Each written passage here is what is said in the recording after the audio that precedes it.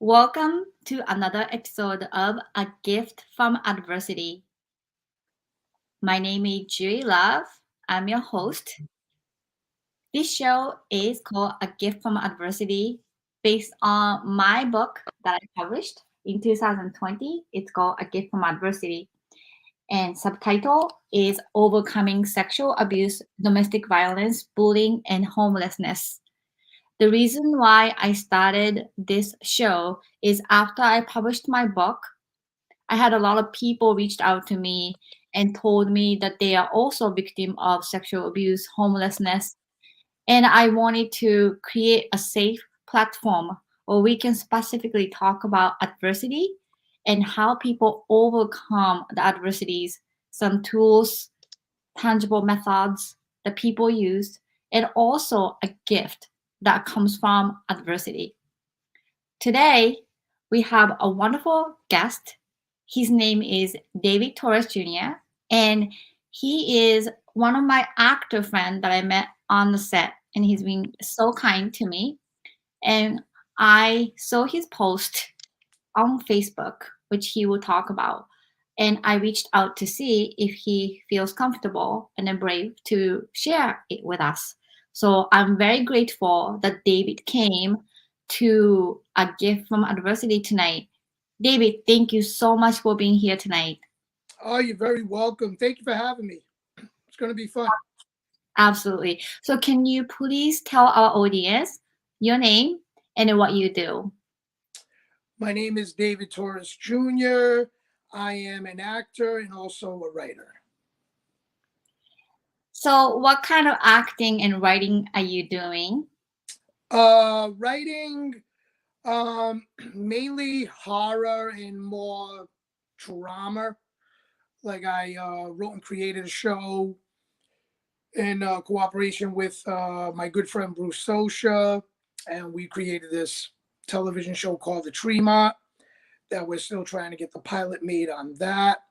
And I also created these characters called Pain and Chaos, which is a horror story that I created.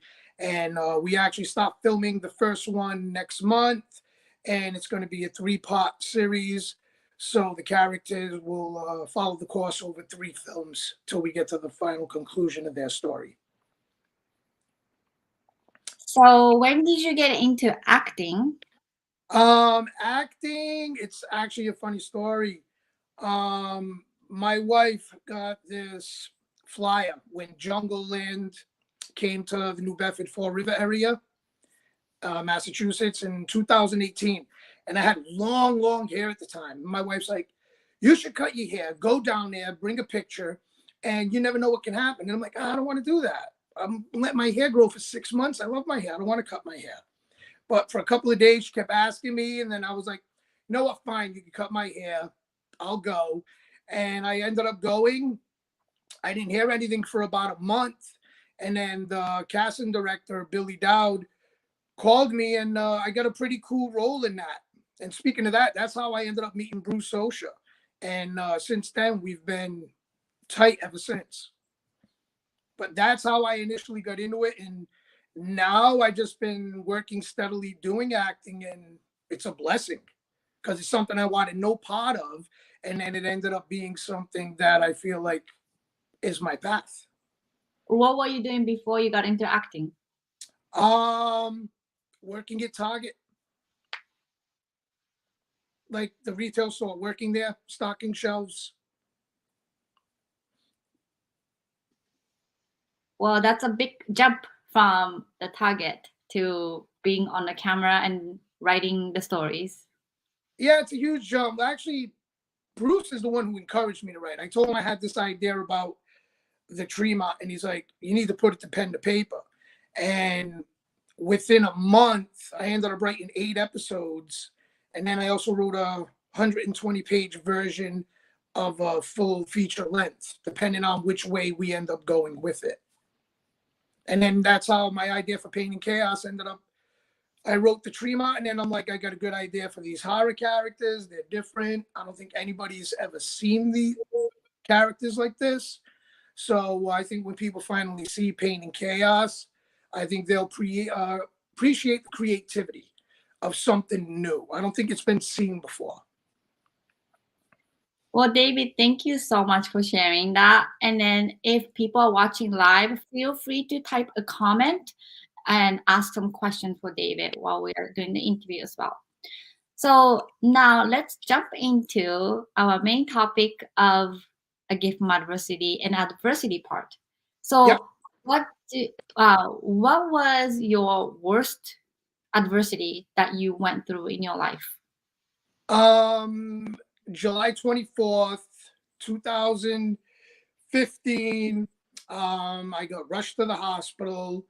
And before I arrived to the hospital, I ended up flatlining. So when they brought me into triage, they ended up bringing me back. And when they brought me back, I woke up 36 hours late, it was from a drug overdose. And I woke up 36 hours later in the intensive care unit. And I still remember waking up and I saw the doctor and he came in and he's like, "Oh, you're so lucky to be, you're lucky to be alive." And I didn't see it at the time when he said that to me. Because at the time when he said it, I looked at him and I wasn't happy. I didn't feel happiness. I just felt like my soul was crushed because I'm like, now I'm awake and I have to do this all over again. Like the pain is not going to go away. And he's like, he was basically looking at me like, "What's wrong with you? I saved your life. How could you not be happy over that?" And I started crying because I'm like, oh my God, I still got to go through this. This is not ended yet. And that I would say was the biggest adversity ever, because that day began the journey of which I'm on right now, and I'm still on. Every day I wake up, I thank God, I thank the universe for another day. I don't look forward to months, weeks. I just take it every day at a time. It sounds cliche, but it's so true, the whole one day at a time thing. Completely true. And then from that day, I ended up getting into a great program out in Plymouth, Massachusetts called High Point. And I met great people along the way. I say I got lucky because in the state of Massachusetts, there's not enough of beds for people who are trying to seek treatment. So a lot of people get turned away. And you got thousands and thousands of people who truly want help. And there's no beds there for them, or the insurance company will only pay for 5 days, 7 days, because in big insurance, they think in 7 days you're cured. You've been detoxed, which in reality, science, that's absolutely false.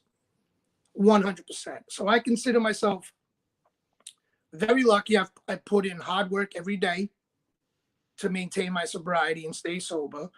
But also I consider myself very lucky too, because I feel like an outside force, whether it's God, the universe, I don't know which one, but it was guiding me along the way in the beginning. Because in the beginning, it was tough. I didn't want to be there. I remember calling my wife like 4 days in saying, "I want to come home." She's like, "No, you don't want to come home." I'm like, "I want to come home." She's like, "No, you only want to come home. You don't want to see me or your daughter. You want to come home because you want to get high or you want to drink, one or the other." And I still remember that conversation because I hung up on it because I was so mad.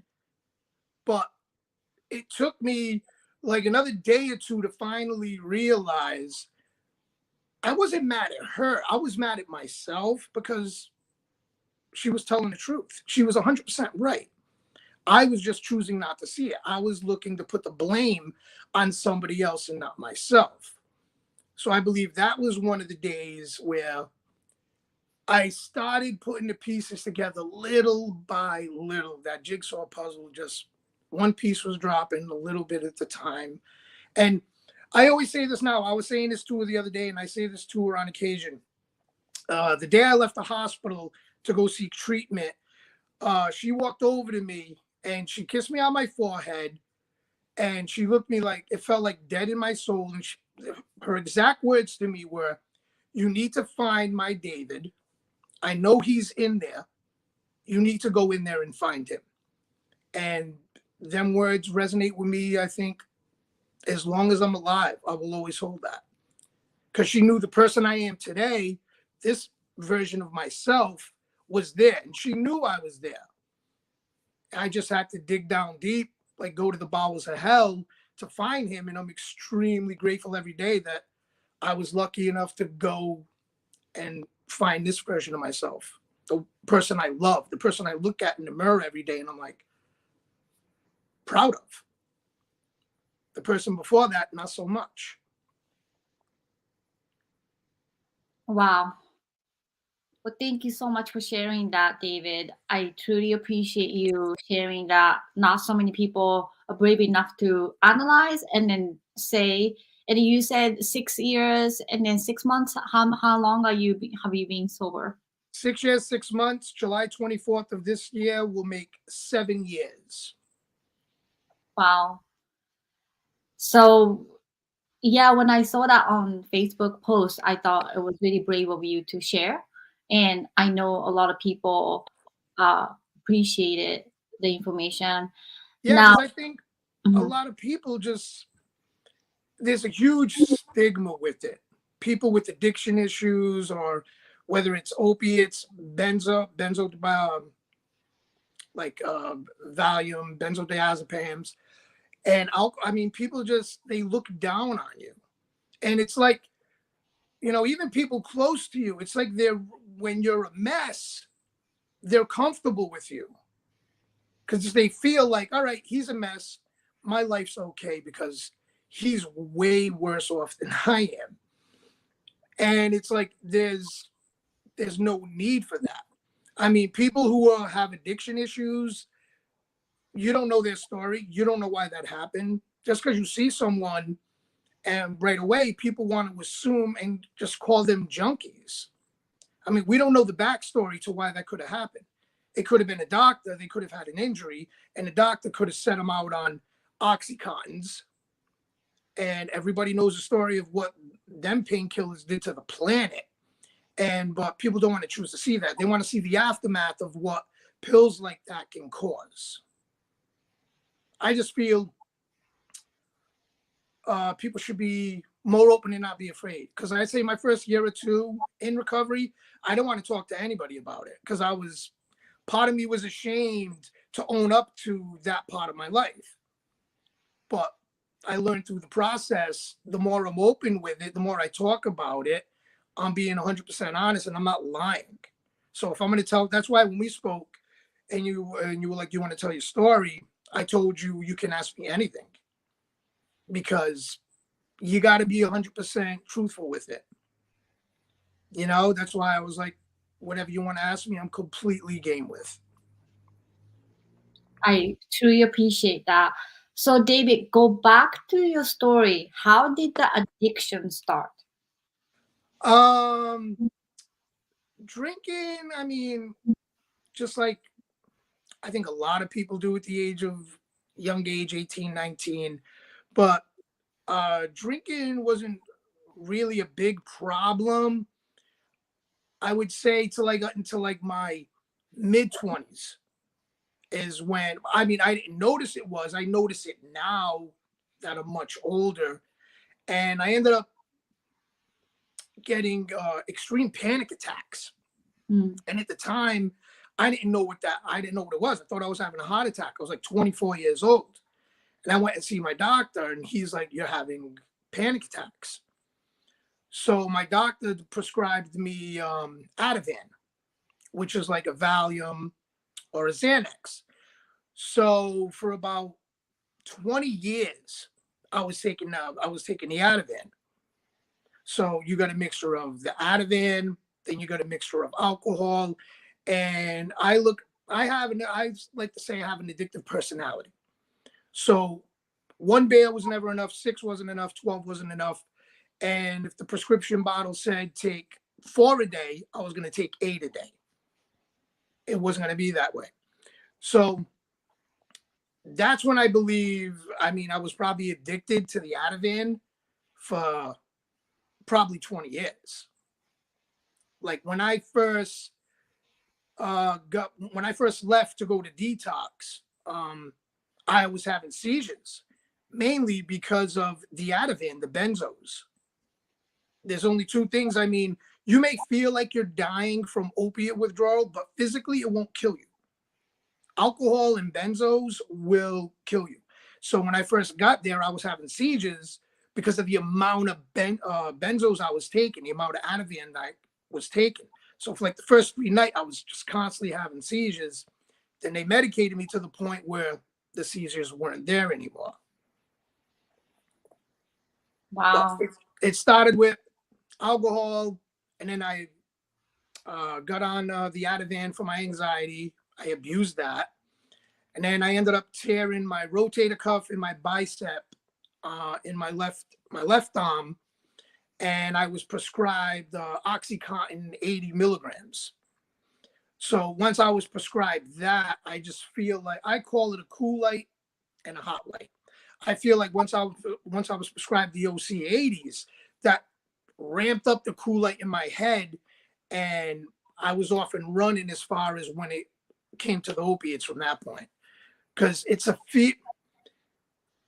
feeling I can't, unless you've experienced it, it's hard to explain the way you feel when I was taking that at the time. And that's when my addiction got really, really, really bad, when I was prescribed the OC80s.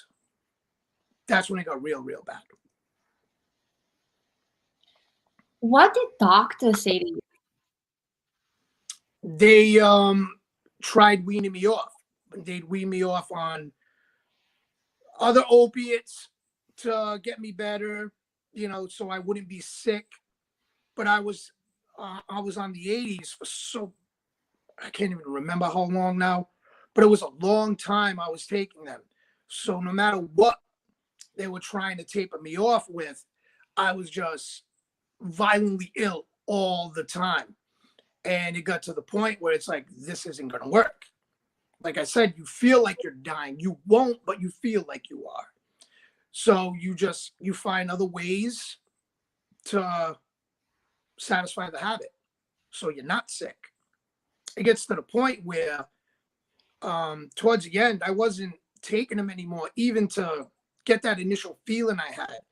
Because once you get that initial feeling, I just feel today, you're just constantly chasing. You're chasing all the time for something you're never going to get, because your brain remembers that initial euphoria that you got from it.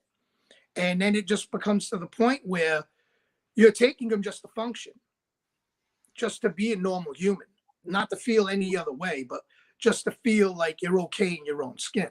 That's how it was for me towards the end. It was just to feel normal, which isn't a normal thing.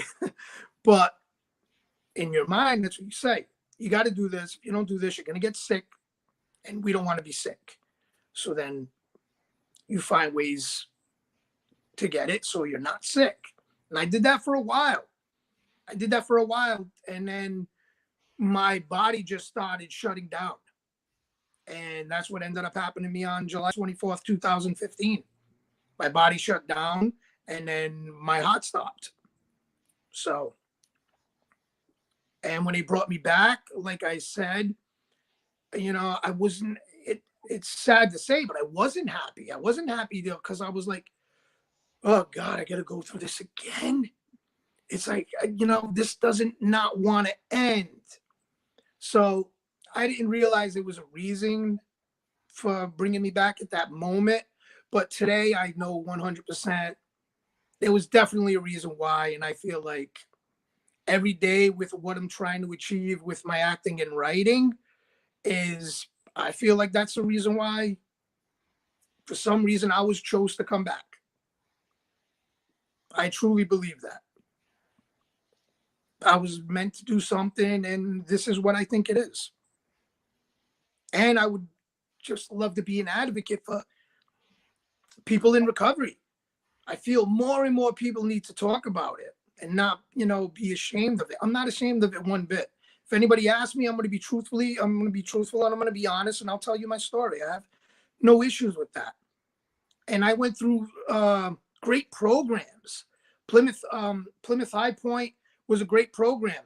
And from that program, I went on to Newbedford TSS, where I met this. There was an incredible staff there, but there was one woman there. Her name was Cheyenne, who made a huge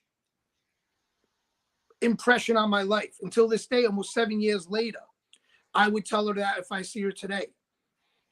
I say, just know that you made a difference in my life. Even if I'm one of 10,000, you made a difference in my life. And I would tell her that all the time. And then from there, I went to North Cottage, which is in Norton, which I would tell anyone who's having issues and they want to get into recovery. I would say North Cottage, basically, that program saved my life. I was there for 2 years. I was in the sober house, and then I lived in the sober house for about 1.5 years. I even got a job out there. And the most amazing thing was when I got to North Cottage, I finally realized, wow, you can smile and laugh again without a substance to make me feel good. And that was the greatest feeling in the world, to have a real hard laugh and not be high, not be drunk. It was just natural. And that just, I think all them programs are saving my life. I got on a path where every time it was time for me to move to another program, there was always a bed for me that day. There was never an obstacle. So I'm very grateful, and I believe the program works. It's just you got to give it time. In the beginning, I did not want to give it time. I was telling my counselors, F you, don't talk to me. I don't belong here. I don't got a problem. You don't know what you're talking about. And I did that for about a week. I wouldn't go to meetings, wouldn't go to group. I wouldn't do any of it. And then I just finally broke, and I'm like, let me go see what it's about. And start doing that every day. It's like a routine. Make your bed when you get up, start that routine. And from there, everything just started getting better. Everything in my life just started getting better. So I'm extremely grateful for the program, them 3 programs in particular that I went through. So, David, thank you so much for sharing these resources and information. And I just want to go back. I know you said maybe 18, 19, but prior to that, growing up, can you pinpoint where your anxiety or maybe panic attack started? To pinpoint it exactly, I don't know. But I want to say it was probably there the whole time. And just as a young child, I probably didn't know what a panic attack was. I probably just felt like, I feel weird, something's wrong. And it wasn't until my early mid-20s is when I was getting them bad to where they were crippling me. I couldn't drive. I didn't want to leave the house. Felt like I was having a heart attack all the time. And even now, like being in recovery, I learned so many tools to handle my anxiety today with meditation. I had my therapist out in North Cottage was amazing. I used the exercises she taught me 7 years ago. I use them every single day. If I ever feel anxious, I go right back to what she taught me. Her name was Colleen Stanley. Amazing, amazing, amazing woman. She made me see things on a whole nother level. And it's funny because I took the anxiety medication for over 20 years.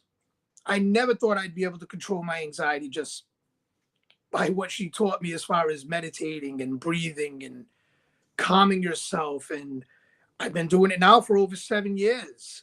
So I learned so many things, not just about getting sober and staying clean, but so many other aspects of life as far as attitude, happiness. Like before I got sober, I was the biggest person to point the finger at everybody else for the way my life was. I refused to look in the mirror and take responsibility. And I feel in order to get better, if you don't look in the mirror and take responsibility for your life, your actions, you destroyed your relationship or you may have lost a job, no matter what it was. We create our life by the choices we make. And until I feel like I looked in the mirror and owned it, it was never going to go away. So today I look in the mirror, I know, yeah, people may say whatever they want about me. I don't really care. I look at it this way. If people want to feel that way about me, if they still do, if that makes them feel like they're winning in life, who am I to not want anybody else to win? If that makes you feel like you're winning, then hey, I'm cool with that. I know where I am in my life. I'm in a good place, and I know where I'm going and where I got to get to, and I'm going to get there. Well, thank you. The reason why I wanted to ask about the pinpoint and like where it's like the anxiety started, because I am actually a journalist, and then I'm currently this week writing about mental health subject. It's called Student Alliance on Mental Health, where Foxborough High School students initiated during the pandemic and after. And then the anxiety level during the pandemic, obviously, especially teens, kids, like increased.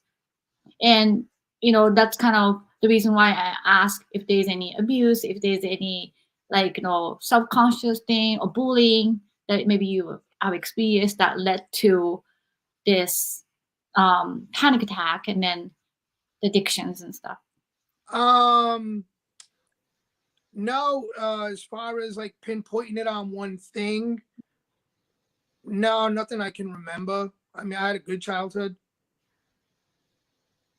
I wouldn't pinpoint it on anything like that.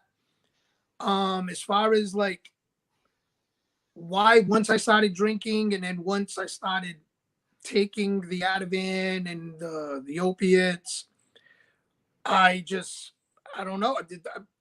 There's just some part of me, some part of my brain that once it gets in there, it's like we need more. I look at it as it's like a third person. Like that person from 7 years ago, he's still there. The day I say he's gone, that's a dangerous day.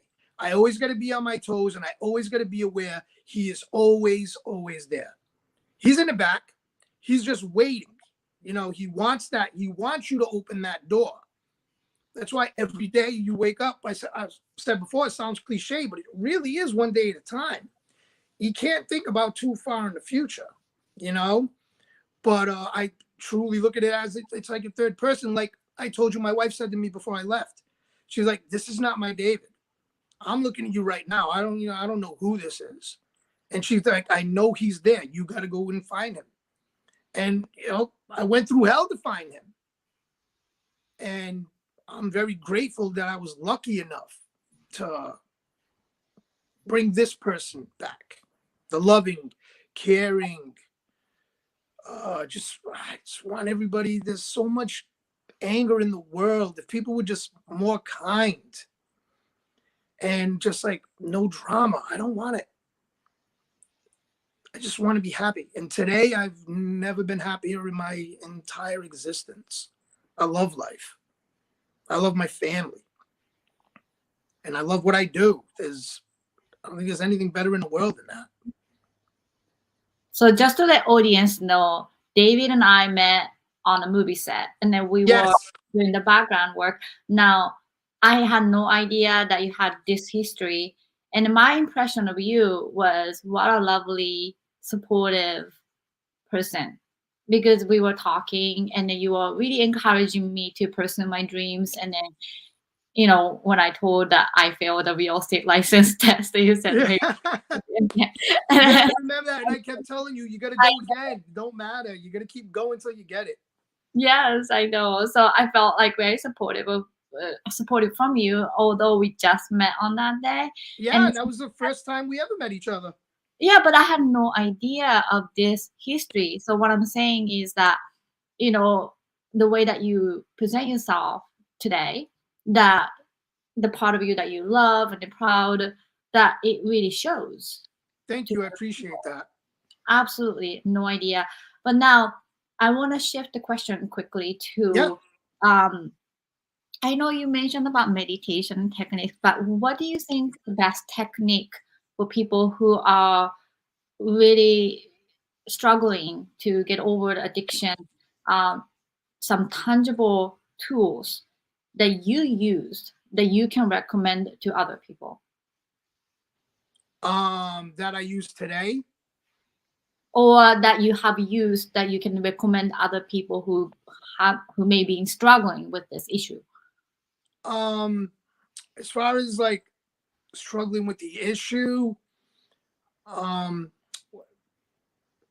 when I started to learn another way to deal with my addiction is when I got into the programs.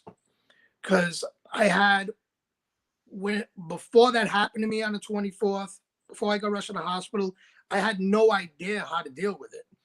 My way, it's sad to say, my way of dealing with it was just to take more and more and more because of just the way I felt. I just wanted everything to go away because it was just horrible. But as I got into the programs and every time I moved a step forward, I learned something different from another person.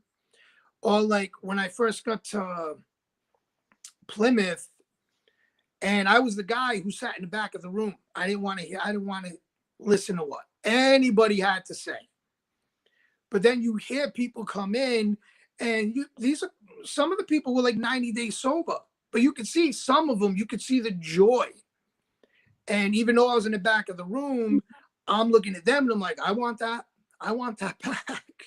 I don't want to be this person. But I found I was taught meditating and breathing exercises helped me significantly, especially because of my anxiety got even worse when I was in recovery.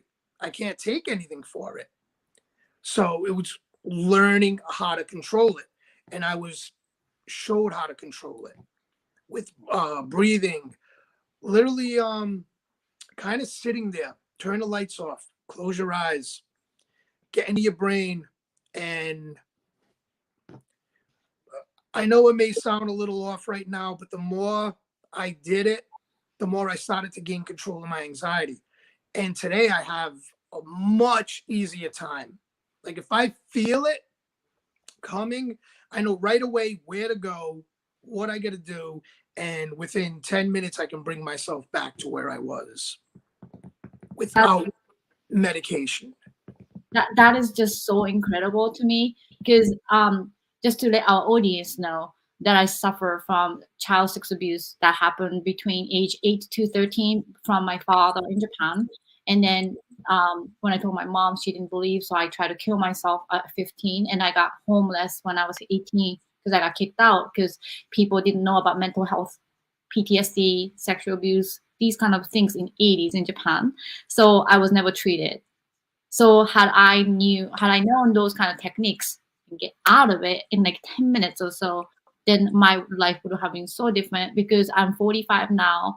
Up until now, I still have anxiety and panic attacks and stuff. And, these are the tools that people don't talk about it because, it's just something that stigma in our society, especially in Japan, going to see a counselor, people think you're crazy. Yeah, And a lot of people, even still today, are like, they don't believe in. I mean, here's the thing, maybe it's not for everyone.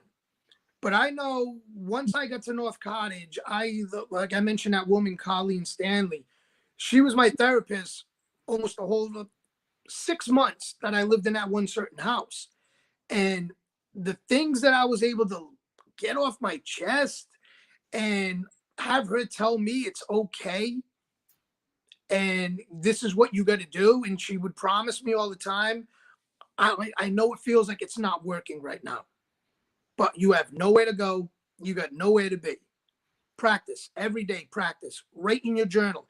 And writing in my journal was, God, I want to say it was a lifesaver. I wrote in my journal, like, God, I don't even know. I must have filled up about 15 of them, like marble mead journals, of black and white because I would just constantly be writing.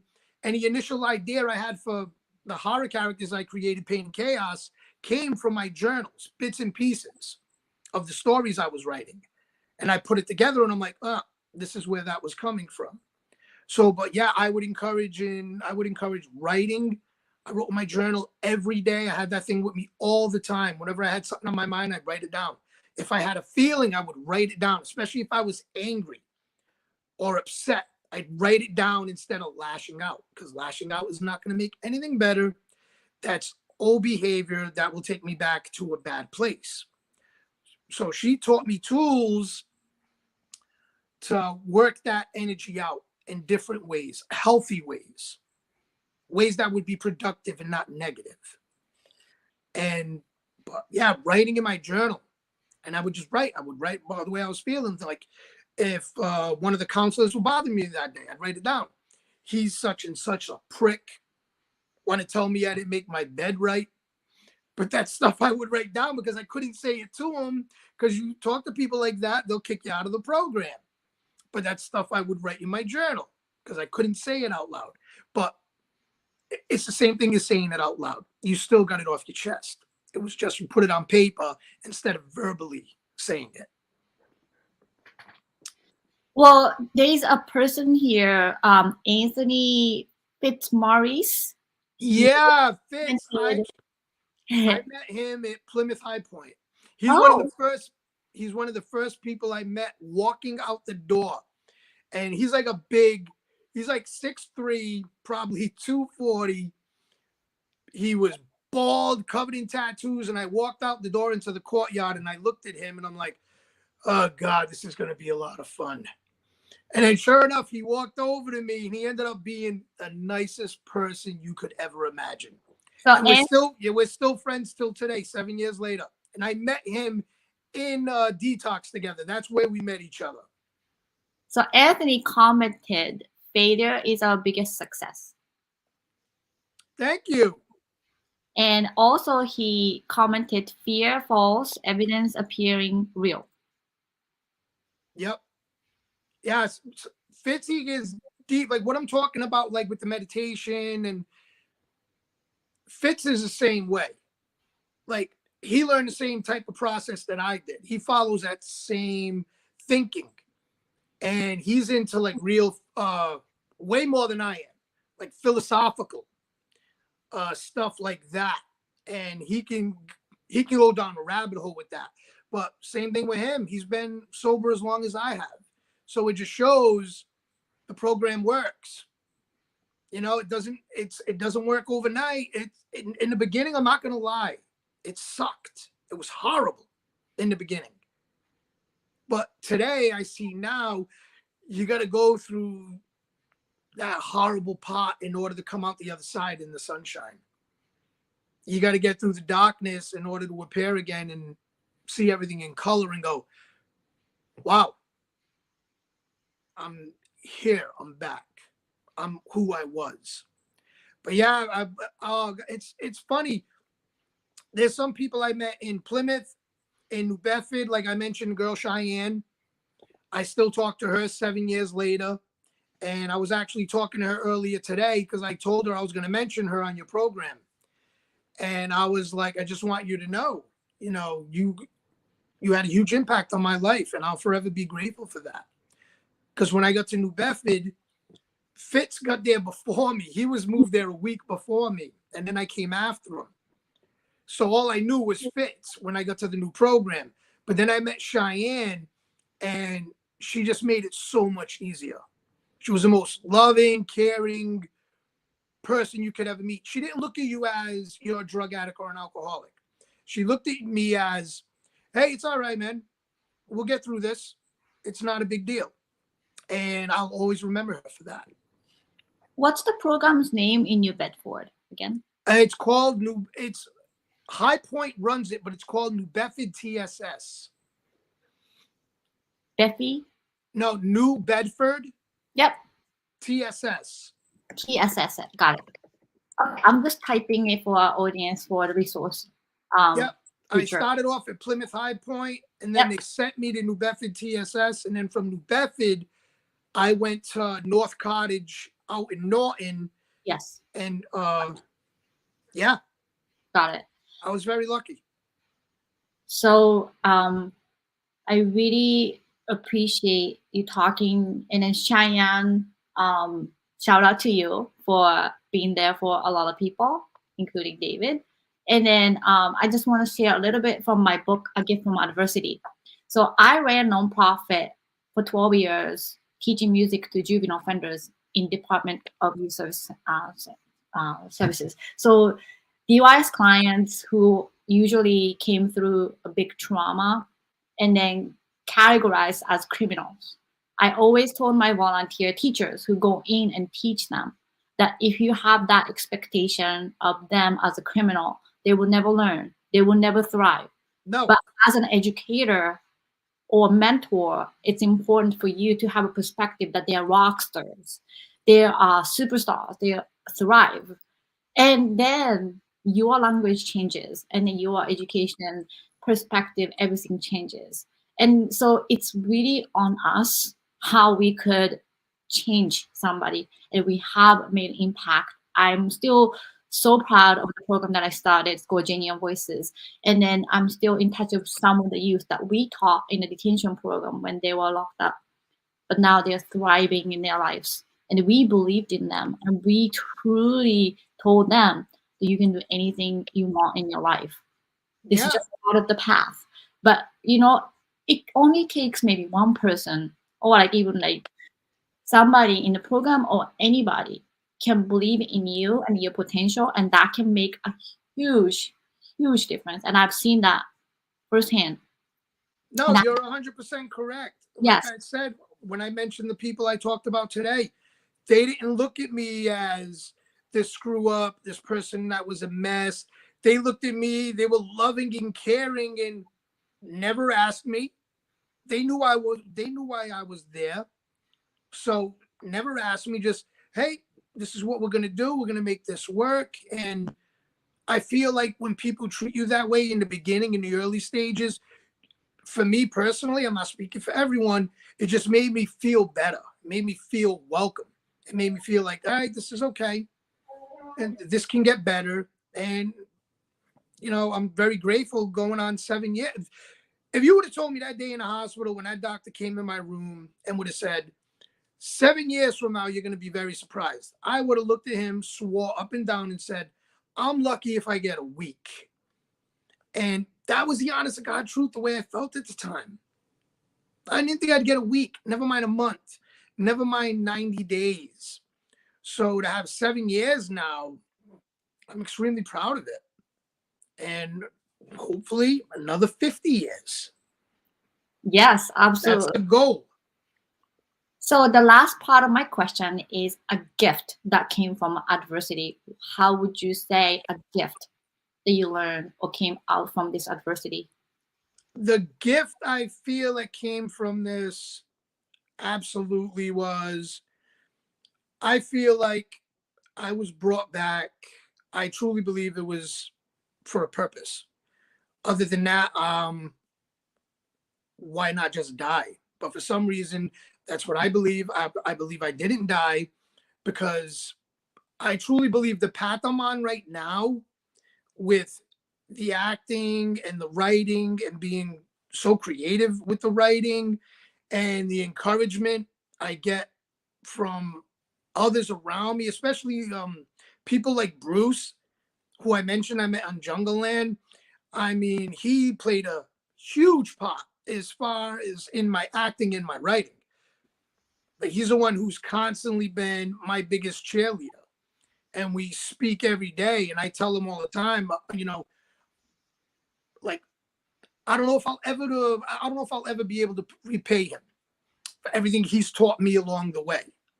But I feel like my gift from all that, bottom line, I feel like everything I went through in my life up until 7 years ago, I mean, 10 years of it was absolute hell because I didn't know a way to get out of it. But I found a way out of it. But I truly believe today, whether it's God or the universe, I believe I had to go through that complete pain, going to the hospital, everything happening the way it did, going to get help. I believe I had to go through all that mess in order to get where I am today. I feel like if I never went through that, maybe, yeah, I'd be sober, but I don't think I'd be a happy person if that whole issue never happened with me, because I wouldn't have been doing what I'm doing today.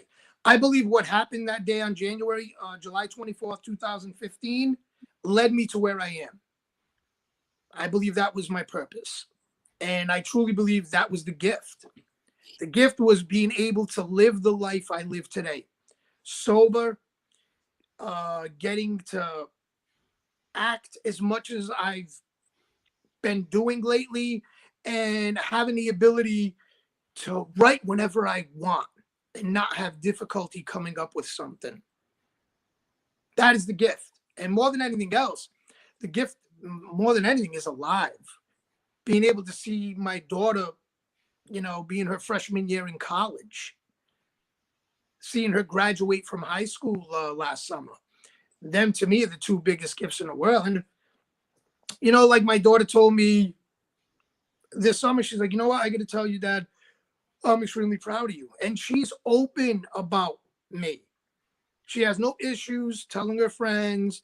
Yeah, my dad has issues. My dad's been to halfway house and a sober house, and she doesn't run from that. And I told her, I says, I love you so much for that.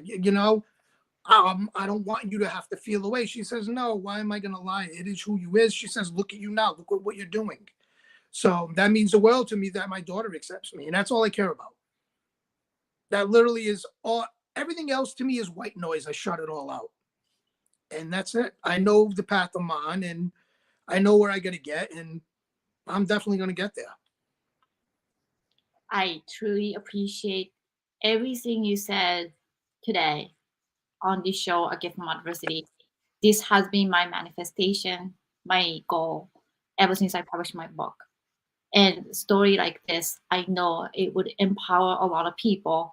And then I know that speaking of it, any adversities that we go through as a human being, whether you are in Japan or in America, it really doesn't discriminate us. But then how would you attack it? How would you cope with it? People don't talk about it.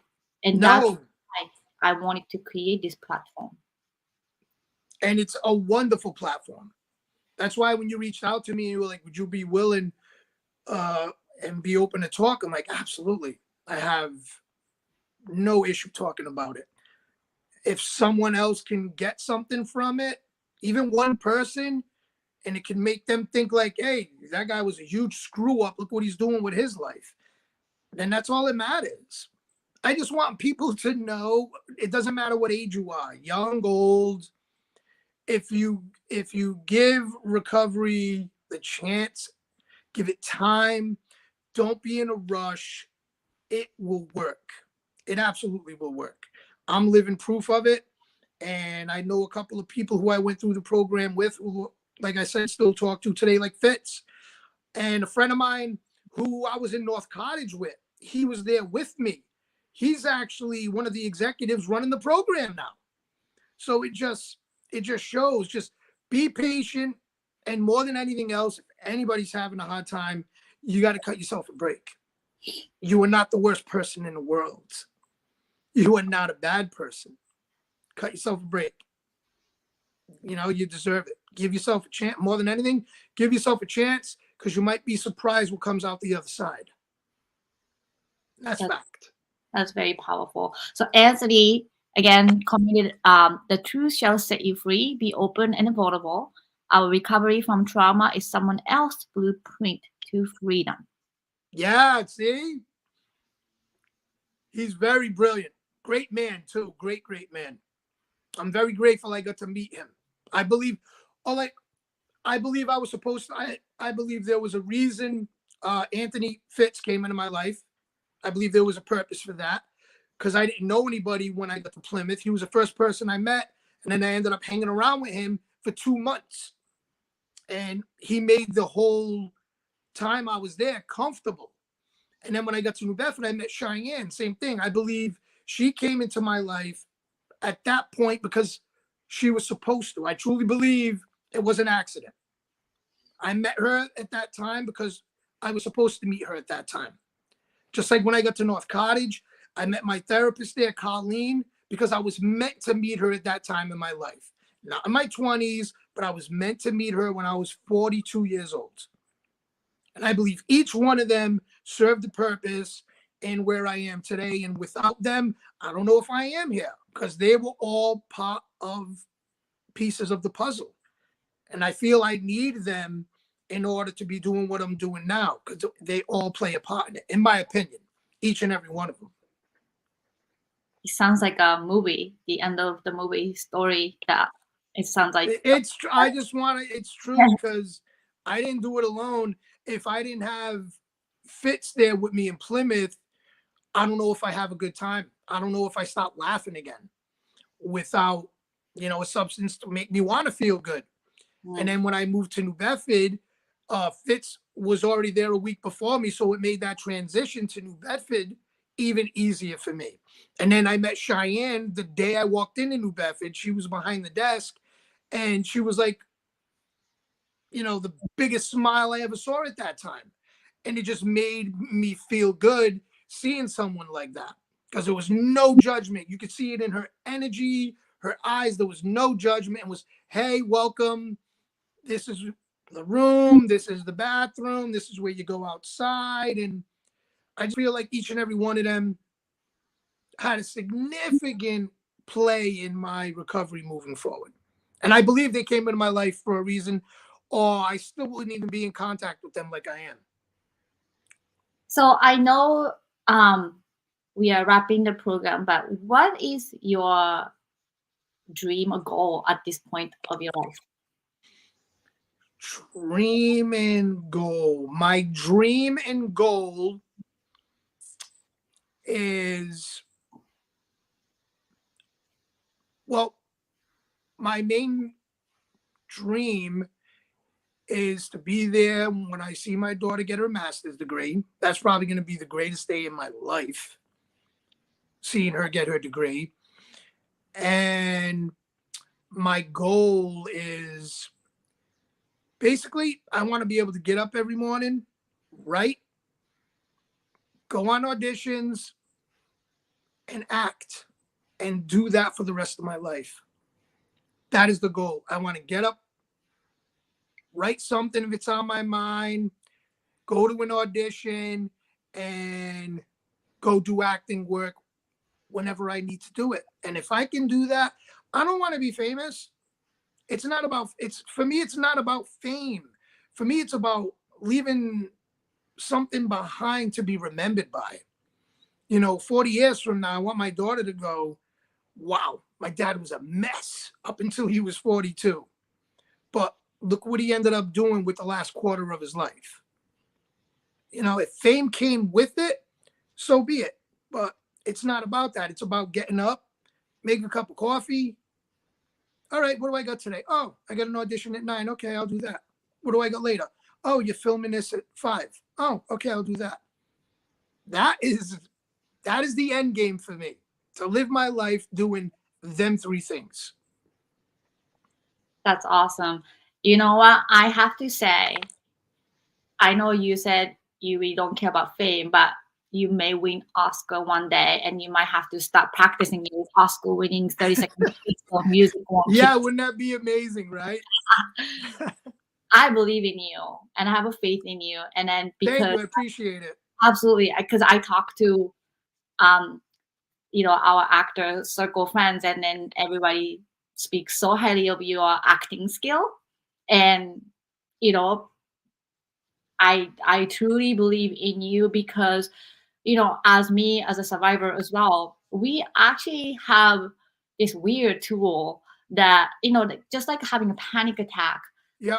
So just for example, when I was on Don't Look Up, I was a principal role, and when I was able to work with Adam McKay, the Oscar-winning director-writer, the second scene that's got cut, but I was in the call, and then I was delivering this line, and he asked me to panic, and he asked me to freak out of the lines that I was saying. Yeah. And I was just so right on. Yeah. To zone into where I reached my true panic attack, and he loved it. I only did like 3 or 4 takes, and then he said, "We got it. Thank you." That's it. And that was really one of the greatest moments. Yeah, because you were able to get there so easy Yes. and bring it out because it's there. It's always there. Yes. And you So you can can, bring it out with if need be. yeah, so you can be so authentic in acting world. And had I not experienced the true panic attack and true fear in my life, I don't think I would be as authentic as Yep. if being that Oscar-winning director wanted me to be. Very true. So, sometimes these adversities sucks, absolutely crazy, like, trauma, always horrible things. Yeah, But you're 100% right. I look at it, yeah, because I look back on it now and it's like, I'm grateful today. I'm grateful I went through it because it took me here. But as like you were saying with the trauma, as you're going through it, it's it's the worst thing on the planet because it doesn't stop. There's no end. But now that we see that it had an end, we get to see ourselves now. We get to see you. We get to see me as productive adults doing what we love now, and that's absolutely. beautiful. Yeah, and then just one more thing that I wanted to add is as an actor, so whenever I'm auditioning as well, like making self-tape right here, and or on the set, that you just have this emotional dynamic range that people cannot reach if you hadn't gone through this adversity. I Do you agree. you agree? Yeah. Yeah, I agree. I yeah. There's certain like characters I find very easy to get into. Mm. Very easy to get into. Because of what you went through. Yeah. And I've taken like on some auditions, I'll take bits and pieces of everything I've gone through. And you can use that to your advantage. So today I choose to use everything I went through and now I use it to my advantage. If it calls for it, I'm going to use it. Why Yeah. not take something that I thought was going to break me and now use it as a release to get me something greater? So Absolutely. Well, David, thank you so much again for being on my show. It's such a pleasure. And then, thank you, Jerry. I really appreciate it. yes. And how can people find out about your work? Any website, social media, Instagram? How can people follow you? Social media. I only do Facebook and Instagram. Facebook is David Torres Jr. Instagram is David Torres _ Jr. And I put a lot of my I don't put a lot of my acting stuff so much. I've been putting a lot of my writing stuff, like about painting chaos. And I do put um my acting stuff, but not so much. But you can find it there.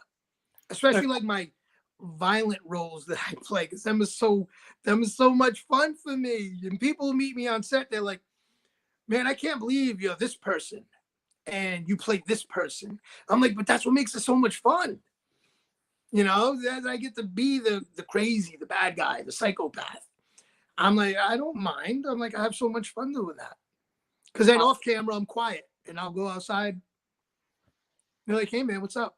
They're like, "Wow, you're not like that in real life." I'm like, "No, I'm not like that in real life." No, I don't walk around shooting people and beating them with hammers.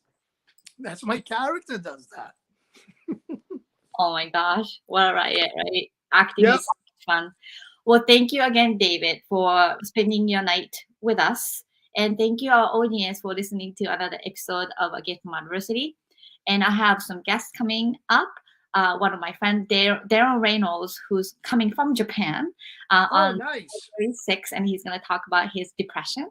And we have a variety of guests that had come on in the past. So check out all the episodes. But thank you again, David, and what a pleasure to speak with you tonight. Thank you very much, Jerry. It was my pleasure and I had a blast. Thank you so much. Wonderful. Thank you. Have a good Have night, a good everyone. night.